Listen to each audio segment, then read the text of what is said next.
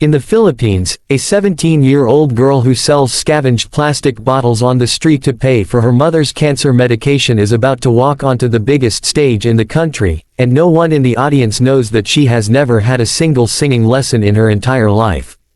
The production assistant had to show Maria how the microphone worked, holding it near her mouth and explaining that she just had to speak normally. Maria nodded, but her hands were trembling. Her dress was a simple white thing, borrowed from her neighbor who had worn it to a debut party 3 years ago. It was clean, but it was not the kind of costume the other contestants wore. She could hear them backstage, warming up with complicated vocal runs, their coaches guiding them through breathing exercises. Maria had no coach. Her only audience for the past year had been her mother, lying in a narrow bed in their small shack, listening to her daughter sing while the rain dripped through holes in the corrugated iron roof. The walk to center stage felt like it took an hour. The lights were blinding, and she could not see the judges at all, just a dark void beyond the glare where she knew thousands of people were sitting. She thought of her mother, alone in the hospital bed they could barely afford, the bills piling up on the small table beside her. She thought of the plastic bottles she gathered each morning before dawn, the weight of the sack cutting into her shoulder. And then she thought of the songs her mother used to sing to her when she was a child, before the sickness came, when their tiny home was filled with laughter. The male judge, a famous singer in Manila, leaned into his microphone. His voice was kind. "What is your name, and what are you going to sing for us today?"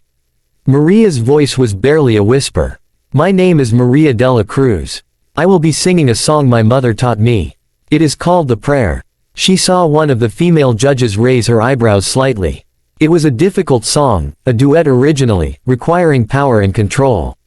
The audience shifted in their seats. The orchestra began the soft, familiar introduction.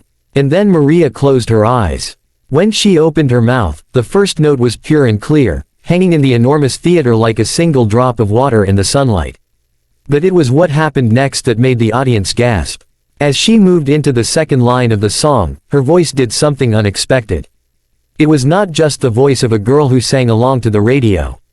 It was a voice that carried the weight of every bottle she had picked up, every sleepless night in a hospital chair, every tear her mother had tried to hide. There was a raw, aching texture to it, a kind of beautiful exhaustion that no amount of training could ever replicate. She was singing the part usually performed by a male vocalist, the deeper, grounding harmony. It was an instinctive choice, because it was the part her mother always sang. Maria took the melody, weaving her voice around the memory of her mother's. The song became a conversation, a living duet between the girl on the stage and the woman fighting for her life miles away.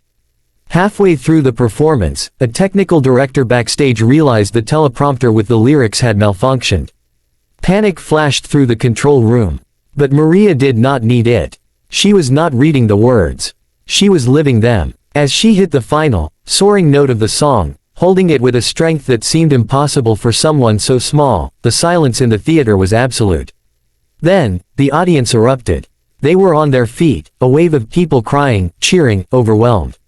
The judges looked at each other. The male judge who had asked her name was wiping his eyes. He pressed his button, standing up. The other two followed. It was a standing ovation from the panel.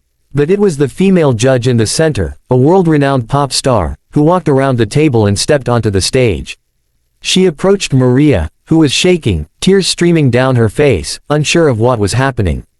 The judge took the microphone from Maria's trembling hand.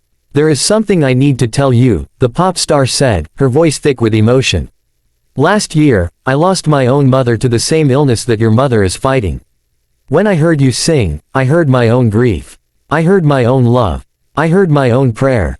She turned to the audience, then back to the stunned girl. "The producers of this show and I have been working on a secret project. We have arranged for a specialist from the United States, one of the best oncologists in the world, to be here tonight. He is waiting backstage. If you will allow us, we want to bring your mother here, and we want to help her fight." The audience gasped. Maria's knees buckled, and the judge caught her, holding her up. The orchestra leader, understanding the moment, began to play a soft, emotional swell. And then, the pop star leaned into the microphone one more time. She looked directly at Maria, and with a voice that boomed across the theater, she said the two words every contestant dreams of hearing. This is the first and only golden buzzer of the season. Maria de la Cruz, you are going to the live finals. But more than that, you are never going to have to pick up another plastic bottle for as long as you live. Golden confetti exploded from the ceiling, a blizzard of gold swirling around the two women embracing on the stage. Maria was sobbing, but they were no longer tears of fear. They were tears of hope. Before we go, we want to hear from you. This incredible moment brought us all together, and we want to know where you are joining us from. Take a second to comment below and tell us what part of the country you are watching from tonight. We want to see all the cities and towns that are celebrating with Maria right now.